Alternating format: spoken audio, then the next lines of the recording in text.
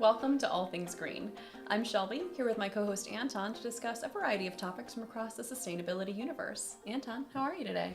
I'm doing wonderfully. How are you, Shelby? I'm doing really well. Are you registered to vote? Yes, I am registered to vote. That's really good news. We have an election coming up in the state of Ohio on August 8th. Do you know anything about what's on the ballot? I know that there's this thing called Issue 1 on the ballot. Yeah. And I've been told by very many close, trusted friends and colleagues of mine to vote no on it.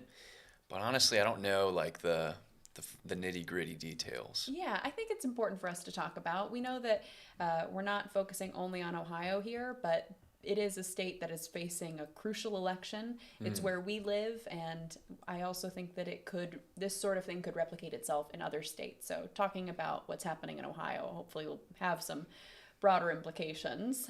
So State Issue 1 is being put on the ballot to essentially say that anytime Ohioans want to change our Constitution, we would have to earn 60% of the vote in order to change that Constitution, whereas right now, you need a simple majority.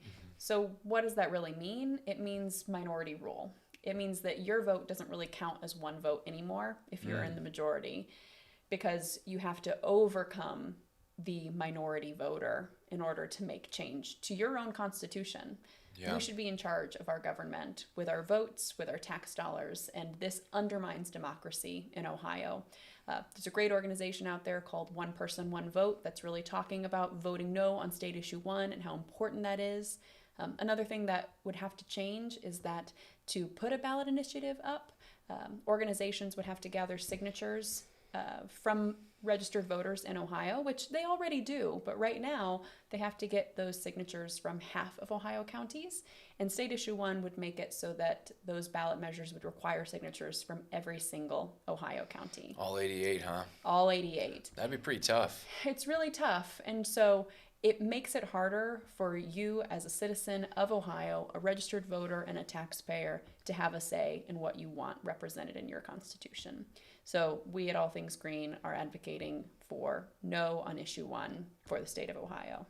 Yeah, that makes a lot of sense to me. I mean, I feel like this isn't the first time that one particular party has tried to prevent Ohioans from getting something on the ballot. Like, yes. I think they always try and make it harder for people to get something to vote on the ballot. Yeah, or even lessening the power of our vote through strategic gerrymandering. So it's sort of nothing new in terms of the reasons behind it, but it's definitely something new that this would then be enshrined as the law, and it would make it harder to change our Constitution for the rest of time. So you said you're already registered to vote. How do you know that? How do you check that if you want to know if you're registered to vote? I mean, I know that through the Cuyahoga County Board of Elections website. It's really easy, just last name and birthday, and it shows that you're good. Absolutely. I vote every like local election, so I know that I haven't been like erased from the voter rolls like some people have if maybe they missed a couple election cycles. Absolutely. We see that in Ohio, so if you have missed a couple of election cycles, make sure that you go to your Board of Elections and just make sure that you're still on the voter rolls. Yeah, your local Board of Elections should have that information and also be able to let you know where your voting location is, both on Election Day or if you want to participate in early voting. And if you don't want to go to your local Board of Elections, you can also go to the Ohio Secretary of State website and look yourself up in that same way. So Election Day is August 8th, but early voting is already happening. You can find that information for where you live online at the Secretary of State website or, again, your local county Board of Elections. And we really encourage everyone to get out there and vote because, hey, what if someday we want to make some changes to the Constitution that represent changes in sustainability and climate protections? We wouldn't be able to do that as easily if 40% of voters could outweigh 60% of voters. Yeah, that just doesn't make any sense. Well, that was a great synopsis. I feel a little bit smarter because of it. Thank you, Shelby. You're welcome. I hope we can go vote together and make sure we're standing up for our rights. But let's keep talking a little bit about government. Today is a policy and government day for us. Yeah. I think these are some of my favorite episodes. What about you? Yeah, I think it's our strong suit. We're good We're good at solving all the world's problems, Shelby. Oh, yeah, of course. We're one episode away from just fixing everything. Okay, maybe not quite that, but you definitely have a background in policy and advocacy, so you've got a deep-rooted understanding, and I work with government all the time, so I really like being able to dive into these issues. Yeah. I also think sometimes these can be difficult to understand. They require a lot of nuance or a certain level of untangling the mess, and so we try to present things that can be complicated in simple ways. So I want to caveat that too by saying we don't have a lot of time to talk about these things. So I encourage discourse here or in the comments to get more into the nuance. But I wanted to dip my toes into that nuance today by talking about Deb Haaland, who's the Secretary of the Interior under the Biden administration. Are you familiar with Deb Haaland? Yes, yeah. Yeah, so I wanted to give a little background on who she is, how she got to be in her role, and then we can talk about how complicated it is to be in her role, both from her personal and professional background. Sound interesting to you? Yeah, it sounds interesting to me. Okay, so who's Deb Haaland? She is the first Indigenous person to serve as the Secretary of the Interior, so already making massive changes just in being able to step into that role from that background. She is a member of the Pueblo of Laguna and is the 35th generation New Mexican. Wow. We have something in common in that we are the daughters of veterans. She comes from a Marine and Navy family. I come from an Army family, but she has beat me in how many moves she made as a kid. She went to 13 different public schools. Wow. Before she turned 18, and I haven't totally counted mine, but I think it's probably more like 9 or 10. So, okay, Deb, you got me on that one. She also has a lot of lived experience that I think is relevant for her role in government. When she was young, she lived paycheck to paycheck. She was a single mother, and she also participated in the SNAP program, receiving food stamps to be able to buy meals for herself and her family. But she worked through that struggle, got her JD from the University of New Mexico, which is great, helped her to become a lawyer, but also she's still paying back those loans. So she definitely understands what it means to be poor in America. Yeah. But after she graduated from law school, she ran a small business, she served on several local and tribal administrative positions, and then was finally elected as Lieutenant Governor of New Mexico in 2014 and as a state representative in 2018 before finally being appointed to Biden's cabinet as Secretary of the Interior in 2020. I learned a lot about Deb Haaland doing She's a a little real bit of background baddie. here. Yeah. She's got She's a lot really of cool. experience. Yeah. But now that she's in her position under the Biden administration, some things have changed. And I read a great article from the Washington Post talking about the complicated role that Deb Haaland has to serve.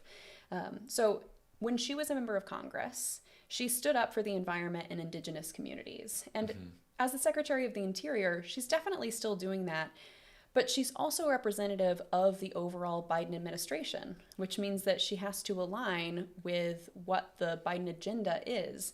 And we know that sometimes the environment is not top of mind. It's not to say that Biden's not thinking about it. We know the Inflation Reduction Act is a huge step forward for protecting the environment, but there's give and take in government. And so that has led to some tough calls. I think you're familiar with some of the calls I'm talking about. Yeah. I think we're talking specifically about the Willow Project, right? Yeah, Willow Project's a big one.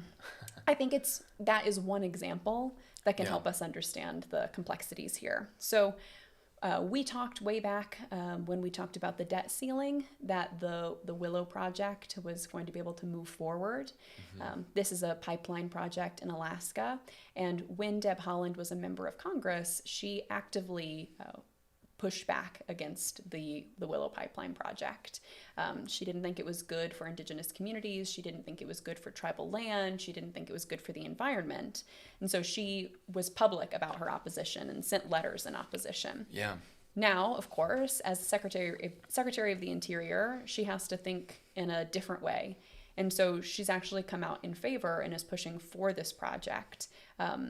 Something that I think is important is that she is an Indigenous woman, but she doesn't represent all Indigenous people. And she would say that straight up herself. Yeah. She urges us not to think of Indigenous folks as a monolith, to understand that there are competing priorities both in government and also in Indigenous communities. So when we think about something like the Willow Pipeline Project as an example, there were a lot of Indigenous communities who pushed back on this project, including Deb herself when she was in Congress, because of tribal land and the environment.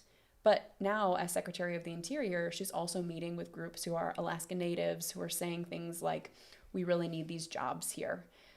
There are reasons that some people in Alaska, and including some Alaska Native communities, want this project to move forward. So yeah, she has flipped her stance on this and is now sort of for the project. And she's quoted as saying, it's not the department of Deb Haaland, which to me reads as, I have to think about all of these different competing priorities. So I just wanted to put that out there and get your reactions to how Deb Haaland as a person can kind of represent the complexity of our deep-rooted love for the environment and desire to make it better, and also competing economic and supply chain, etc. issues that a person in government has to think about. Yeah. I mean, to me, it's just strange that somebody who is so against the Willow pipeline has kind of gone 180 now that they have to fall in line under a particular administration and a particular platform. To me, that's, I don't know, it just feels icky. And she's the one sitting in that seat. I'm not the one sitting in that seat, right? Yeah. But that's frustrating as a young person looking in on government and seeing somebody who is so against Willow Pipeline, like just totally doing a 180. Like, what does that say about, climate change and, the hope for the future if our politicians have to flip-flop just to, please the president up top? Yeah, I can understand where you're coming from. I think that frustration is valid. And I'm not even here to say whether or not I agree with Deb Haaland. I think that that's a larger conversation, and I would need a lot more data. I would want to watch every press room that she's been in to really understand her perspective and the perspective of folks who are pushing back against this project. So I don't feel qualified to make a call on that. But I do think it's important for us to think about someone like Deb Haaland, with her history and all the ways she's built up to what she's doing, and understand where she's coming from and the ensuing frustration that comes from voters like you and me. You talked about being a young person, you're looking at government, and you start to be a little disillusioned. It just seems like it doesn't work. It doesn't work for young people if our future is at stake and we're having this Willow project get approved. And I know that's not Deb Haaland's fault. It's probably not even Joe Biden's fault, right? But it still feels like government is not working for us to have a safe future. Yeah, I can see where you're coming from, and I think oftentimes it doesn't. Something else I wanted to bring up, though, is just that the Willow Project is one project among many that someone like Deb Haaland is pushing for or against, is managing, is trying to fund. And so I didn't go and pull examples of all of these other good works that are happening because I didn't want it to seem as if I'm saying, well, look, the Willow Project doesn't matter because it's outweighed by all these good things. Yeah. But it reminds me of when we had that discussion on the debt ceiling and some of the environmental losses that came from the debt ceiling negotiations and the ultimate deal that came about. The pipeline was one of them, lessening some of the restrictions, or I should say, lessening the power of the EPA to enforce restrictions. There were several places that we felt losses as an environmental community. However, we also talked about the fact that those weren't the only losses. We also lost on things like SNAP, which is government food assistance for needy families and needy people. And so I just want to bring it to the surface so we can have nuanced conversations. Yeah. You and me, of course, but also us as the greater environmental movement. It's really easy to see something like this and say, well, you can't be trusted anymore. You don't care about the environment. And I'm not even here to say that's necessarily untrue, but it seems oversimplified compared to what's probably happening, which is a person who is trying to represent an administration, the whole Department of the Interior, and the priorities of lots of different groups from lots of different angles. Yeah. And I think, I think young people who may feel similarly disillusioned, like if climate change is such an existential threat and like we are, doom is imminent and the second biggest polluter in the world, the United States of America, can't even make leaps and bounds to address climate change. It's almost like we're we're setting up our own grave, and so that's a scary thing for a 23-year-old and myself. And so I hope that as we have these dialogues and as young people have dialogues with other people, their parents, whoever else, like hopefully minds can be changed, because things need to change. We can't just keep this compromising stuff around climate change. Yeah, I think to a certain extent you're right. I want it to become more of a priority. I mean, we wouldn't be here having these conversations every week if I didn't think the environment were a key piece of what I want to see moving forward, or at least an improved environment, I should say. But I also care a lot about poverty. I care a lot about food insecurity. I care a lot about all sorts of things that require a lot of money and government oversight. And so when we think about, well, we're failing on the environment and we're such a rich country, we have all these resources, we're falling down in a lot of places. Yeah, absolutely. So I don't always think it's because we don't care about the environment, specifically that one issue. I think it's because overall systems are not working for us. Right. They are designed to work in the way that they are to produce the exact outcomes that are happening. And those outcomes are not a more equitable nation with healthier, cleaner lands and waters for all of us. So Right. I want to keep talking about things like this, but I don't want to spend all day thinking about just Deb Haaland. She's just one person in an overall system. So why don't we talk about someone more important, Mark Ruffalo? Oh yeah, Mark Ruffalo. I kid, Deb. Yeah. If you're listening, I'm sorry. He did do a great job in that Dark Waters movie. We've talked about it before. Yes, we have. And this article that I'm about to bring up is actually an opinion piece written by Mark Ruffalo. We're really citing our sources. Yeah. And so Mark Ruffalo actually cites it in his opinion piece. He's like, I was honored to play the lawyer that fought against DuPont, which created PFAS for nonstick pans. But in this opinion piece, Mark Ruffalo talks about how PFAS is basically in the blood of every living thing on Earth, which is scary to think about. We've talked about PFAS and PFOA. These are forever chemicals that essentially give you severe health problems over a long period of time, ranging from infertility to liver damage to birth defects, all kinds of crazy things. And now that there's more and more news coming out about PFAS getting people sick, ending up in people's drinking wells, their municipal water systems, like city water, this is something that the EPA is realizing that they're going to have to address in a big way.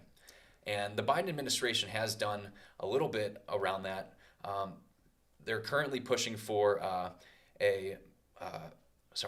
let me find it in my notes here. They're currently pushing for a PFAS standard for drinking water. So there can only be like so little amounts of PFAS in your drinking water, so that it's a standard to keep you safe. So you're not just drinking PFAS water all the time. Which makes sense. We have those kinds of limits for other things. Yeah.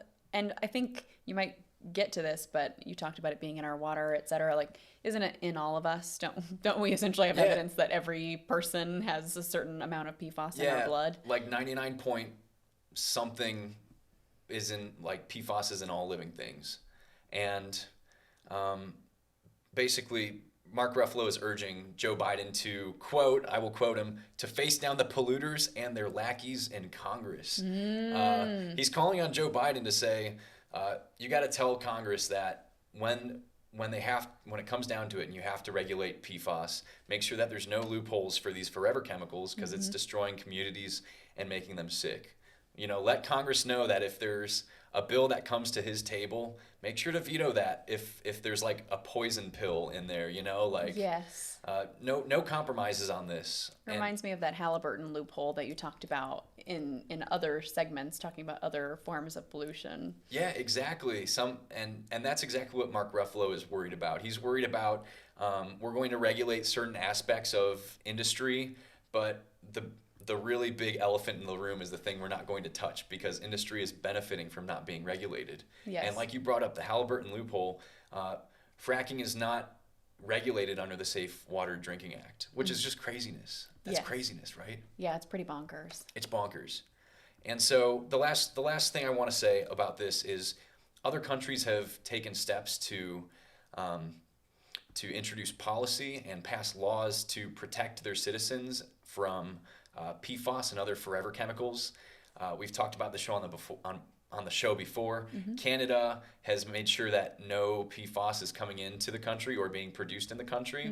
So that's a really cool law, strict law.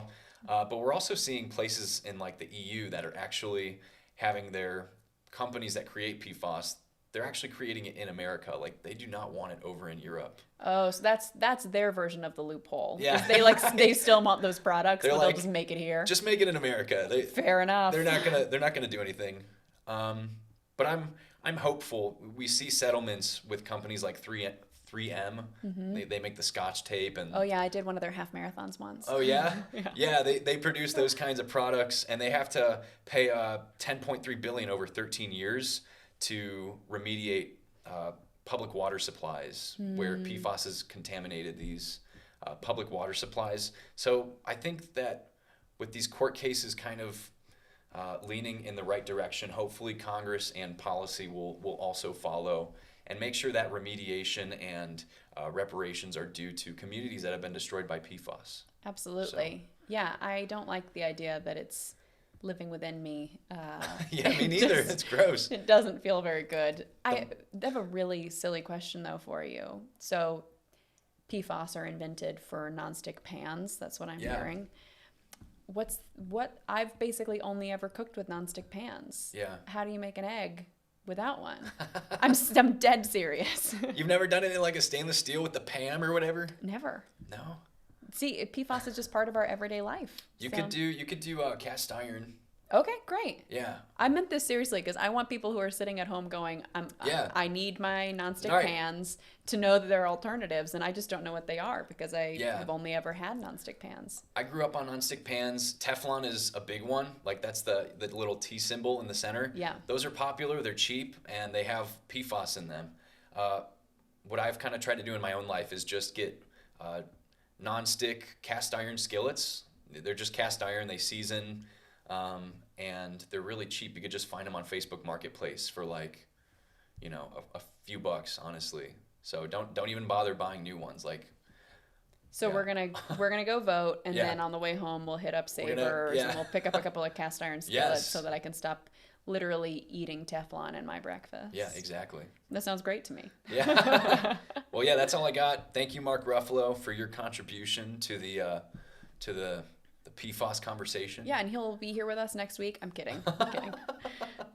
Yeah, how about we hear from your last segment here? Yeah, absolutely. So you mentioned earlier that we are the second largest emitter of greenhouse gases. Yeah. You know who number one is?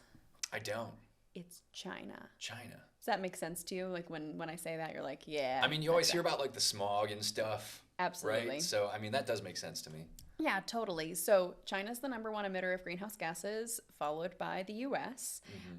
And we have a lot in common right now in terms of experiencing the outcomes of climate change. So China and the U.S. are both experiencing terrible heat waves right now.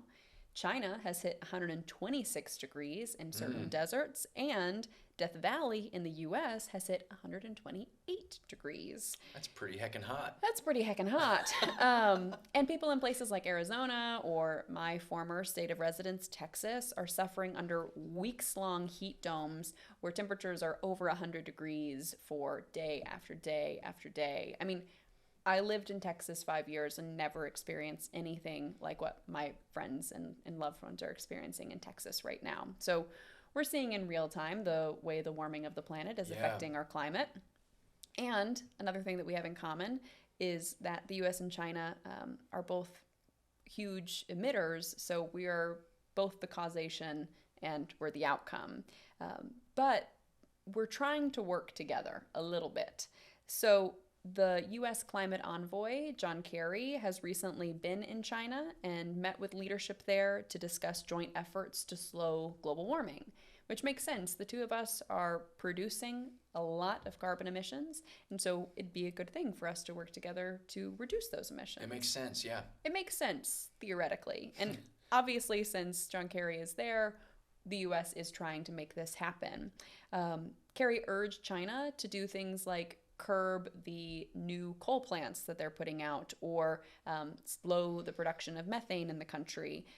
But China has historically resisted such measures, and even after Kerry's visit, they are hesitant to do anything about the coal plants and the methane. Well, I was about to ask you, is China going to listen to John Kerry? Remains to be seen. Yeah. I mean, let's hope so, right? I hope so. It doesn't hurt to ask. The worst they could say is no. Yeah, I mean, this is a government episode, and so we talked earlier about like government not standing up for climate. Will they listen to John Kerry? I don't know, but would it be better for us to stay home and not do anything?